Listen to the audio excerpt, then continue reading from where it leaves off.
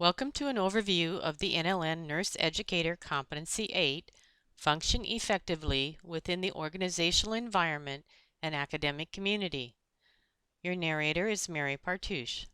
This narrated presentation draws on the NLN Certified Nurse Educator 2015 Candidate Handbook. The presentation is intended to be an overview, and the viewer is encouraged to examine readings for further information. The objectives related to Competency 8 are to identify how social, economic, political, and institutional forces influence nursing and higher education, make decisions based on knowledge of historical and current trends and issues in higher education, integrate the values of respect, collegiality, professionalism, and caring to build an organizational climate that fosters the development of learners and colleagues.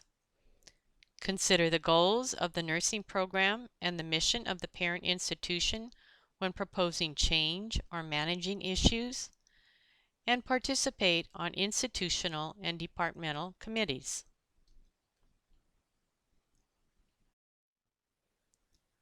There are multiple forces impacting nursing education, and higher education. This and the next slide show both internal and external forces as identified by Glasgow. Whereas I will touch on many of these, the viewer is encouraged to seek further information and readings for any of those that are not familiar to you. The multiculturalism of society, expanding technology, including distance education, the limited financial resources, especially in nursing education, nursing faculty shortage and nursing shortage, an aging population, health disparities, and knowledge explosion. Additional forces impacting nursing education include emphasis on the learner instead of the teacher in relation to pedagogy, an increased demand for accountability, outcomes assessment, accreditation requirements, federal funding, general economy, the political landscape, and healthcare reform. If you are teaching and/or have students in clinical practice, you can most likely elaborate with stories of how these forces have impacted you. I recently experienced a comprehensive regional accreditation visit to my institution, and also have been involved in preparing for an upcoming nursing accreditation visit. The accreditation criteria for both accreditation bodies overlaps into many of the forces listed on this and the previous slide. Both also emphasize mission and values threaded through teaching and learning practices. Some of the organizations that influence nursing education are included below.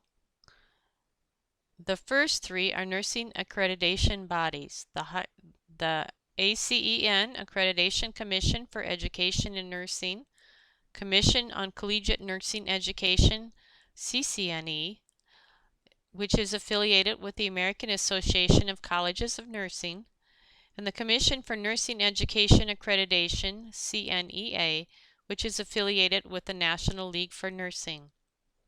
The Higher Learning Commission is a college or university level regional accreditation.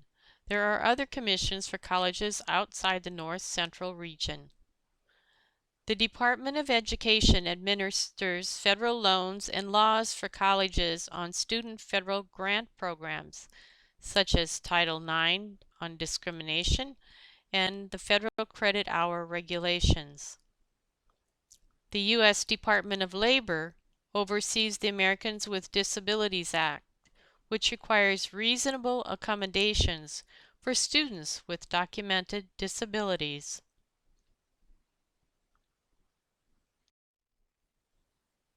The Institute of Medicine, IOM, and Robert Woods Johnson Foundation collaborated on the Future of Nursing report, which has the following recommendations. Nurses should practice to the full extent of their education and training.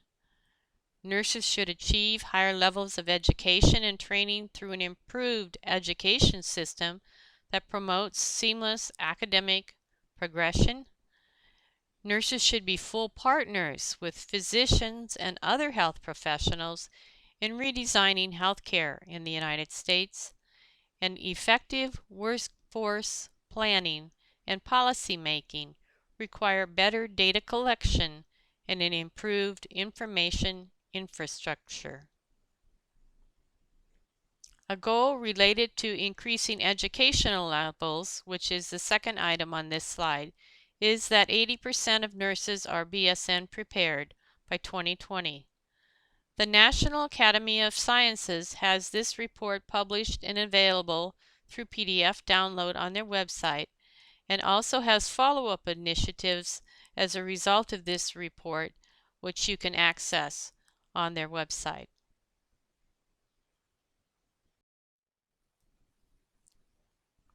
Partnerships and collaboration with other health professionals, to redesign healthcare was part of the Institute of Medicine recommendation to increase communication, quality, and safety in healthcare.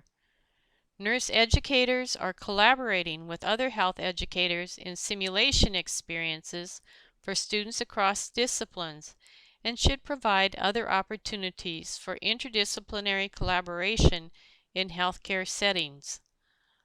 Partnerships with affiliated healthcare institutions provide preceptors for students, and dedicated education units, referred to as DEUs, with professional nursing staff paired with students, is showing research that results in increased safety and quality. The DEUs allow for a larger student-to-faculty ratio, helping to address the nursing faculty shortage.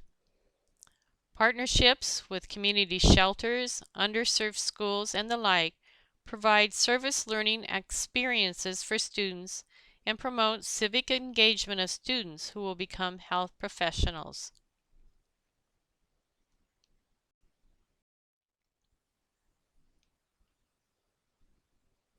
Academic considerations include governance, which involves decision-making, and nursing educators have a responsibility to participate in curricular and policy decisions within their department and those involving other departments across the college.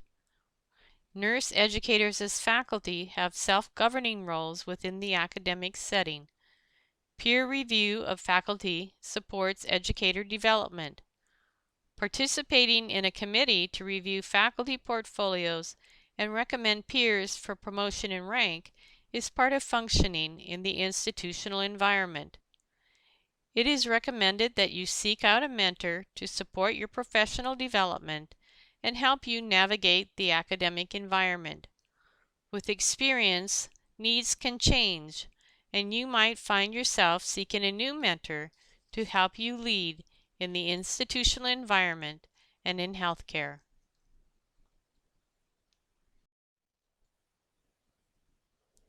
Promotion in rank provides an opportunity for professional advancement for faculty, including nurse educator faculty. Ranks usually begin with instructor, with focus on teaching abilities consistent with the scholarship of teaching, and this is at the beginning level of other areas of scholarship.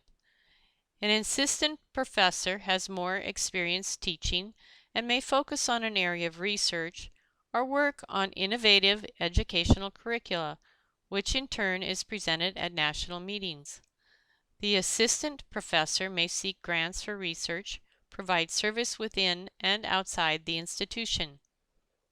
An associate professor demonstrates scholarship, may lead research, shows leadership within the academic institution beyond the department, and is involved in professional organizational leadership activities.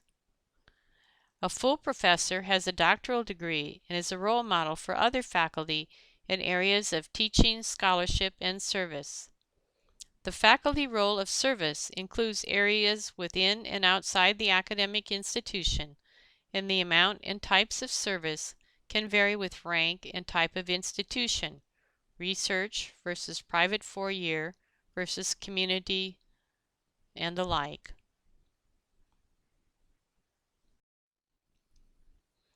Competency 8 is about functioning effectively in the institutional environment. As you may have noticed, Competency 8 draws on other competencies. Prior competencies examine the faculty role of scholarship and emphasize the faculty role of teaching. Nurse educators can track their professional development and scholarly activities in an electronic portfolio that can support an application for promotion as well as the Certified Nurse Educator Renewal of Certification.